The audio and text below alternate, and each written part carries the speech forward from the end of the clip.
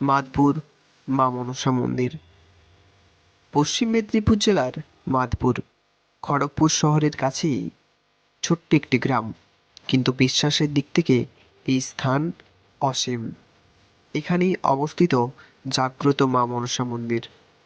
মাদপুর ও Jagpur rail স্টেশনের কাছাকাছি হওয়ায় প্রতিদিন দূর দূরান্ত থেকে অসংখ্য ভক্ত এখানে আসেন। সহজ পথ, সাধারণ পরিবেশ, তাও এখানের টানে এক অদ্ভুত শক্তি, অদ্ভুত শান্তি মেলে।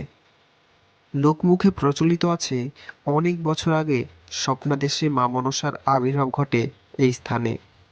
সাপের ঢিবিকে কেন্দ্র করে শুরু হয় পূজা, আর সেই থেকেই গড়ে ওঠে এই মন্দির। আজও ভক্তদের বিশ্বাস এখানে মা মনসা জাগ্রত।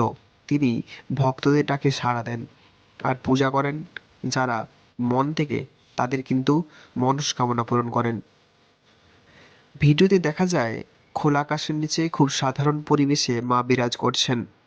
নেই কোনো বড় গম্বুজ, নেই জাঁকজমকপূর্ণ স্থাপত্য, তবুও চারিদিকে শুধু মানুষের ঢল।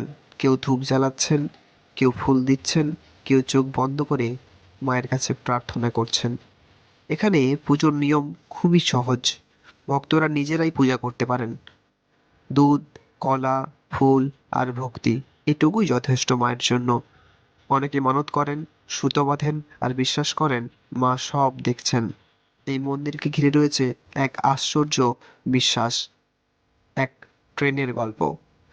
লোকমুখে শোনা যায় এই মন্দিরের পাশ দিয়ে যাওয়া সমস্ত ট্রেন নাকি ধীর হয়ে যায়, কখনো কখনো প্রায় থেমেও যায়। অনেকে বলেন মা মনসার অনুমতি ছাড়া এখানে কিছুই এগোয় না। আগে নাকি ট্রেন চালকরাও হর্ন বাজিয়ে প্রণাম করতেন, যেন যাত্রাপথ নিরাপদ হয়। যদিও এর পেছনে বাস্তব কারণ থাকতে পারে, তবুও ভক্তের কাছে এটাই মায়ের অলৌকিক শক্তি। বিশেষ করে চৈত্র মাসে এই মন্দিরে বসে বিশাল মেলা। হাজার হাজার মানুষের ভিড় জমে ওঠে। ঢাকের শব্দ, ধূপের গন্ধ আর ভক্তির এক অপার আবহ। এই মেলা শুধু ধর্মীয় নয়, এটি এক সামাজিক মিলন মেলা।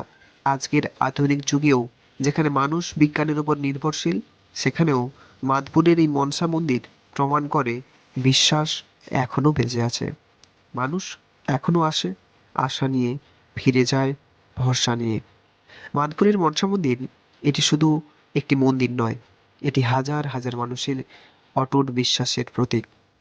তাই সবাই বলুন, জয় মা মনসা।